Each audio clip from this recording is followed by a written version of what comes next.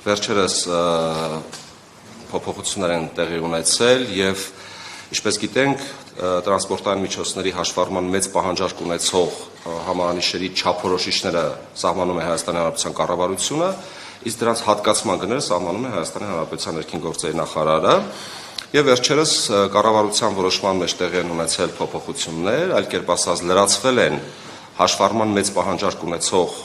համարանիշերի նոր չափորոշիչներ եւ դրան արձագանքելով ներքին գործերի նախարարը ստորագրել է հրաման եւ սահմանել է այն գները, որով այդ հաշվառման մեծ պահանջարկ ունեցող համարանիշները կարող են հատկացվել։ Նախապես ասեմ, եթե այդպիսի ընկալում կամ սխալ ընկալում կա, այստեղ խոսքը չի վերաբերում առանձնահատուկ պահանջարկ ունեցող հաշվառման համարանիշերին։ Դրանց հետ կապված աճուրդային կանոնակարգումներ ինչպես եղել են, այնպես էլ շարունակելու են գործել։ Ընդ որում այդ չափորոշիչներում եւս որևէ փոփոխություն չի կատարվել։ Այսօր խոսելու ենք բացառապես հաշվառման մեծ պահանջարկ ունեցող համարանիշերի մասին։ Ես ընդհանուր տարբերության մասին կխոսեմ, թե ինչով են տարբերվում առանձնահատուկից, որովհետև այս հարցն էլ երբեմն հանդիպում ենք սոցիալական հարթակներում, որպեսզի մեր քաղաքացիները կարողանան հստակ դրան տարանջատել եւ նաեւ եթե անհրաժեշտություն կլինի, իհարկե կխոսենք նաեւ կոնկրետ թվերով, թե օրինակ որ կոմբինացիան, որ համադրությունը որ համադրության համար ինչպիսի գին է սահմանված։ Հաշվառման առանձնահատուկ պահանջարկ ունեցող համարանիշները բաղկացած են կամ առնվազն 4-0-ից եւ 1 թիվ, իհարկե լատինական տառերը գիտեք, կրկնվող կամ տարբերվող, սրա մասին առանձին չանդրադառնանք։ Առանձնահատուկ պահանջարկ ունեցող համարանիշներում միշտ առկա է կամ 4-0 եւ 1 թիվ կամ 5-0։ Սա բանաձև է, սա ամրագրված է։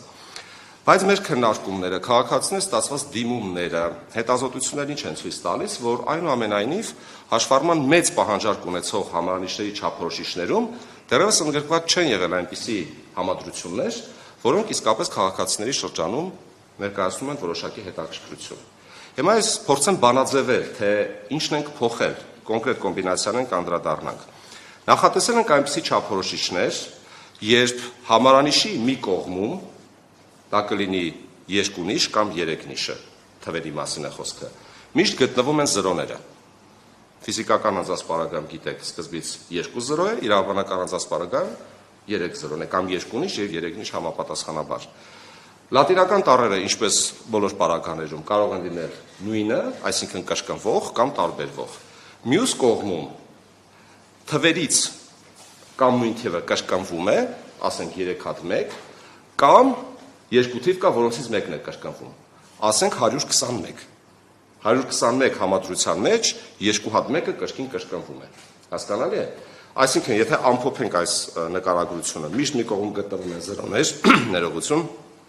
լատինական տառերը կրկնվում կամ տարբերվում են, մյուս կողմի 3 թվերի պարագայում կամ նույն թիվը անընդհատ կրկնվում է, կամ այդ 3 թվերից կրկնվում է նույն թիվը 2 անգամ եւ 1 տարբերվող թվի համադրություն։ Սա ընդհանուր առմամբ։ Պարոն Գևորգյանը, եթե ավելացնելու ընթացքում բան կունենա, խնդրում եմ ավելացնել։ Գների պարագայում ասեմ, ինչպես են որոշվել գները, իհարկե քննարկումներ ունեցել ենք եւ առկա չափորոշիչների եւ գների համեմատական ենք անցկացրել, թե նոր չափորոշիչին համապատասխանող այսինչ համադրությունը, որ գնային սեգմենտի տակ պետք է տեղավորել։ Եթե ձեզ կհետաքրքրի, ես կարծում եմ կհետաքրքրի պայմանական պատահականության սկզբունքով ես կարող եմ որոշակի